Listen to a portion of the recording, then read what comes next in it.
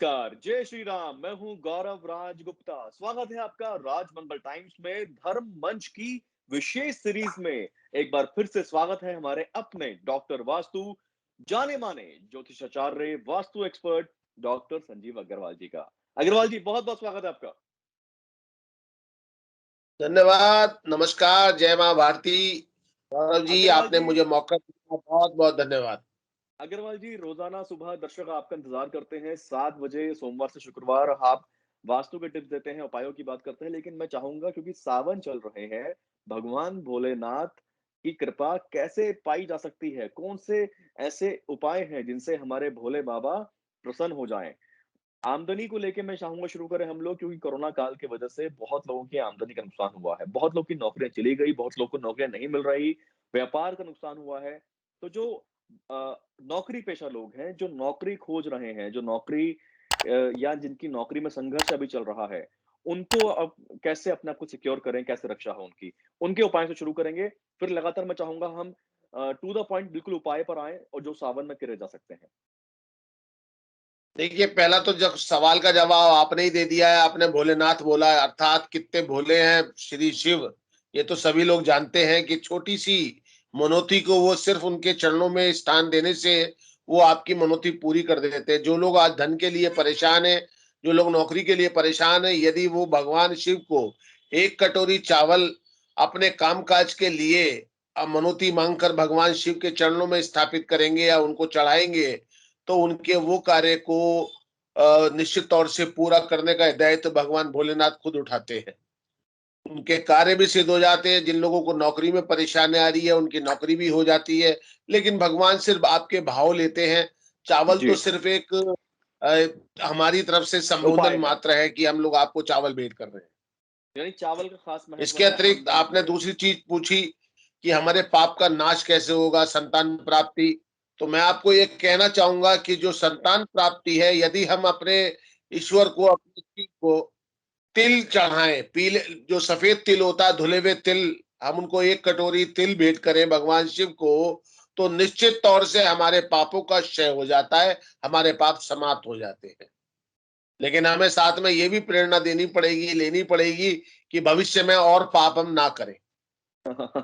चलिए, तो अब ये बताएँ कि आमदनी शुरू हो, आमदनी सिक्योर हो, इसके लिए आपने चावल का उपाय बताया, आपने सोमवार को भी चावल का उपाय आपने बताया था, तिल का उपाय आपने बताया था।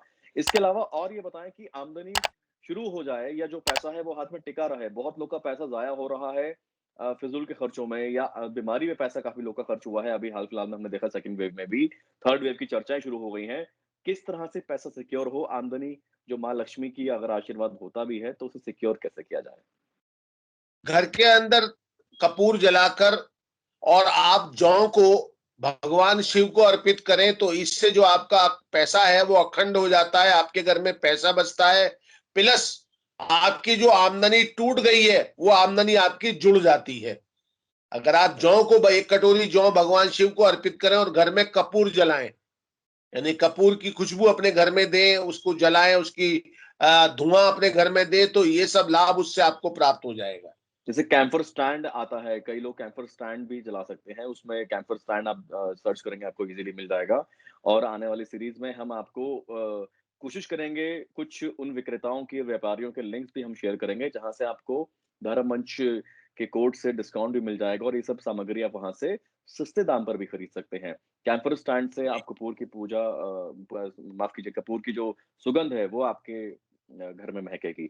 अच्छा, आपने संतान का आपने बताया उपाय, आपने आमदनी का और आमदनी को सिक्योर करने का मैं आपने उपाय संतान बताया। के लिए और बताता हूँ, मैं जी, संतान के लिए और आपको बता देता हूँ कि जो लोग भगवान शिव से संतान के लिए पूजा करते हैं, जिनको बहुत दिनों के बाद भी संतान उत्पत्ति नहीं हो, इस सावन के कलिकाल में वो भगवान शिव को गेहूं से निकला हुआ रस या गेहूं की बालियों से निकला हुआ रस से भगवान का रुद्राभिषेक करते हैं, तो उनको संतान की प्राप्ति होती है। साथ में यदि पत्नी और पति के बेडरूम में विचार नहीं मिलते, तो ऐसे लोगों को माता भगवती पार्वती को पान का भेंट करने के बाद अपनी गृहिणी को भी एक पान रोज खिलाना चाहिए शाम के भोजन के बाद। तो निश्चित तौर से उसको संतान की प्राप्ति 90 से 100 दिन में हो जाती है, वो कंसीव कर लेती है बच्चा। तो मेरा कहना ये है, भगवान शिव को जो जौ की बालियां जो होती हैं उससे स्नान कराएं, रुद्राभिषेक करें, और जौ को गेहूं को भगवान शिव को अर्पित करें, और साथ में माता भगवती को पान का अर्पण करें। तो ऐसा करने मात्र से संतान आपके घर के अंदर पैदा होती है और संस्कारी संतान आती है। जी। और जो लोग कुछ अगर मान लीजिए हेल्थ इश्यूज़ हैं, बुज़ुर्ग लोग हैं, क्या कुछ उनके लिए उपाय किए जा सकते हैं? क्योंकि हम उन उपायों की चर्चा कर रहे हैं, जो कम खर्चे या बिना खर्चे के इन उपाय हैं। लोगों को इन लोगों को अक्सर ज्वर आता है, बुखार तेज आता है, उनको भगवान शिव को जल से समर्पण करना चाहिए। अपनी भावनाओं के साथ जल से भगवान शिवलिंग का जलाभिषेक करना चाहिए। उससे उनका जो ज्वर चढ़ता है वो नहीं चढ़ेगा और वो निरोगी बने रहेंगे। जो लोग नपुंसक हैं, जो अपने अंदर कमजोरी पाते हैं, सहवास करने में अक्षम है, ऐसे लोगों को ब्राह्मण भगवान शिव को थाली निकालने के बाद ब्राह्मणों को भोजन कराना चाहिए और उनका आशीर्वाद लेना चाहिए। तो इससे उनका निदान हो जाता है।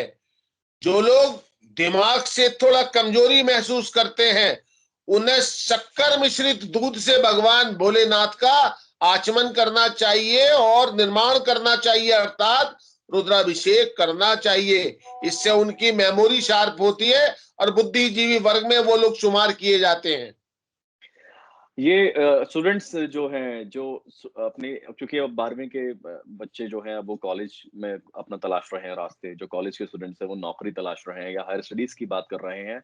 मैंने अक्सर पाया है, जो मेरे स्टूडेंट्स आते हैं मेरे पास एंकरिंग या रिपोर्टिंग सीखने के लिए, मैं देखता हूँ कन्फ्यूज़न बहुत ज़्यादा है। हम ये करें या ये करें, जो अमूमन होती भी है इस ऐज के बच्चों में।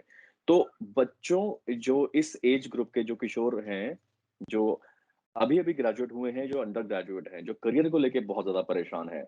तो मैं चाहूँगा उनके लिए 2 तरह की समस्याओं का आप उपाय बताएँ। पहला, कन्फ्यूज़न दूर कैसे हो? उनको सही दिशा की तरफ आत्मविश्वास से वो कैसे बढ़ें?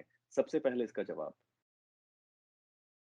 गुलाब के गुलाब के इत्र की एक शीशी ले लें, उसके अंदर भगवान शिव के शिवलिंग पर अपनी इस उंगली से, अनामिका रिंग फिंगर से भगवान शिव के उसका टीका लगाएं और अपने कान के पीछे उसी को दोनों कानों के पीछे लगाएं। उनकी जो मति के अंदर विचारिक मतभेद रहता है, कैन आई डू और नॉट, मैं क्या करूं और क्या नहीं, वो उनसे हुँ, दूर हो जाता है। खाली गुलाब गुलाब गुलाब जल भी आप ले सकते हैं अगर कोई चीज ना मिले। बाजार में गुलाबरी बहुत सस्ती मिलती है, आप छोटी शीशी ले लीजिए, भगवान शिव को अर्पित कीजिए और उसी का जो एक बूंद है वो दोनों कानों के पीछे लगा लीजिए, तो भी उनकी जो समस्या है, जो उनके दिमाग के अंदर फितूर आता है, वो अपने आप खत्म हो जाती है। और दूसरी बात, जिन लोगों को हिस्टीरिया का दौरा पड़ता है, वो बताशा डाल के गुलाब जल को अगर पिए, भगवान शिव को गुलाब जल चढ़ा के, और थोड़े से गुलाब आधी चम्मच गुलाब जल में एक बताशा रख के उसे पिए, तो उनका हिस्टीरिया भी ठीक हो जाता है। ऐसा भगवान शिव का विधान है। और ये आत्मविश्वास बच्चों में हो गया। अब उनको मान लीजिए अक्सर बच्चे इंटर्नशिप के लिए बहुत आजकल मैं देख रहा हूँ, नौकरी छोड़ दीजिए, इंटर्नशिप के लिए बहुत बच्चे परेशान हैं। या उनको नौकरी के लिए जाना है, इंटरव्यू के लिए जाना है या ट्रायल के लिए जाना है, रिटन एग्ज़ाम के लिए जाना है, उनके लिए कुछ ख़ास उपाय? देखिए, सावन के महीने में तो वो उपाय नहीं होता, लेकिन 11 महीने में वो उपाय हो सकता है। अगर बच्चे सुबह को 1 गिलास ताजे पानी में 1.5 चम्मच शहद डाल के पीना शुरू कर दें, तो उनके इंटरव्यू भी ठीक हो जाएंगे, उनकी मेमोरी भी शार्प हो जाएगी और उनको इसके अलावा शारीरिक बहुत सारी व्याधियों से दिक्कत खत्म हो जाएगी। साथ में उनकी नजर तेज होगी और उनका जो पेट है वो बिल्कुल सामान्य स्थिति में आ जाएगा। जी। अच्छा, अब हम ये बात करें कि बहुत सारे लोग ऐसे होते हैं जिनको अ, अपने पार्टनरशिप में कुछ नए काम शुरू कर रहे हैं। बहुत सारे मैं लोग देख रहा हूँ जो अब नया काम शुरू करने जा रहे हैं। अपनी नौकरी किसी की छूट गई है या किसी का व्यापार में कुछ मंदी आ गई है, तो ये व्यापार या तो व्यापार का दिशा दिशा उन्होंने चेंज की है या कुछ नया ही काम करने जा रहे हैं।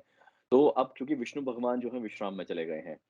और अभी अनलॉक की प्रक्रिया अब होते-होते अब स्टेज पर आ रही है कि लोग घरों से बाहर निकले, एक उन्होंने व्यवस्था कायम की, अब वो काम आगे बढ़ाने की दिशा में बढ़ रहे हैं। तो क्या ऐसे लोगों को वेट करनी चाहिए या भगवान का भोलेनाथ नहीं, का नाम लेके काम शुरू कर देना चाहिए? इसका इलाज तो तुरंत इसी महीने में करें, लाभ हो जाएगा। दुर्वा घास ले लें, फ्री में मिलेगी, किसी भी पार्क से तोड़ लें। दुर्वा घास गन्ने जैसी घास होती है, अगर आप उसको चबाएंगे तो मीठी लगेगी। आप बुधवार से ये उपाय करें, बुधवार परसों आ रहा है, बुधवार से ये उपाय करें। आप दुर्वा को भगवान धो धा के साफ कर लीजिए, उसको गणेश जी को चढ़ाइए और उससे भगवान शिव का निर्माण कीजिए, भगवान शिव का रुद्राभिषेक कीजिए। आपको निश्चित तौर से सफलता मिलेगी। अगर किसी काम में आपको ये लगता है कि आपकी निगाह में वो ठीक है मगर वास्तव में वो ठीक नहीं है, तो भी आपको रास्ते मिल जाएंगे, इस काम को करना चाहिए या नहीं करना चाहिए। ये दुर्वा का हमारे सनातन धर्म में बड़ा विशेष महत्व है, तो हमें उसका लाभ लेना चाहिए सही वक्त में, और सावन का महीना इसी लाभ के लिए जाना जाता है। जी। इसके अलावा कोई और उपाय आप बताना चाहें आज के इस वीडियो के लिए? क्योंकि लगातार हम आपसे रोज़ाना उपाय कुछ न कुछ जानने की कोशिश करेंगे। चलिए, मैं आज के इस वीडियो में जिन लड़कों को, जिन बच्चों की शादियां नहीं हो रही है और वो लड़के हैं, तो उनके लिए बताता हूं।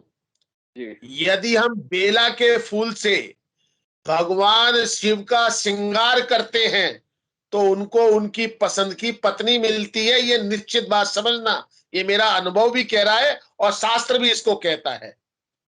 आप पहले मिल जाते हमको तो हम भी ऐसा कुछ उपाय पहले कर लेते। अब कोई बात लेकिन नहीं, जो ये तो अभी अब भी किया जा सकता है। तो अब जो किया जिनकी शादी शादी तो हो आपने अभी भी अपनी पसंद की होगी, अब उसको हाँ। अपने फेवर में कर लीजिए। बेला के फूल भगवान शिव को अर्पित कीजिए, वो तो कभी भी जी, किया जा सकता है। ठीक है, तो ये सारे उपाय हैं, आप सावन में शुरू कर सारी दीजिए। पत्नियां बहुत अच्छी होती हैं, अपने बिल्कुल जी, फेवर में बिल्कुल। करने के लिए बेला के फूल सबसे बढ़िया है। जी। तो शिव के साथ शक्ति की उपासना कीजिए। सावन के पवित्र महीने में भगवान भोलेनाथ की कृपा आप पर जमकर बरसे और सरोबार रहें। भगवान भोलेनाथ की भक्ति रस में आप डूबे रहें। डॉक्टर वास्तु, डॉक्टर संजीव आचार्य अग्रवाल जी रोजाना सोमवार से शुक्रवार सुबह 7 बजे आपको मिलेंगे राजमंगल टाइम्स में हमारी स्पेशल सीरीज धर्म मंच में। देखते रहिए, ज्ञान बांटने से बढ़ता है। इस ज्ञान को अपने परिवार के साथ, अपने मित्रों के साथ शेयर करना ना भूलें। धन्यवाद।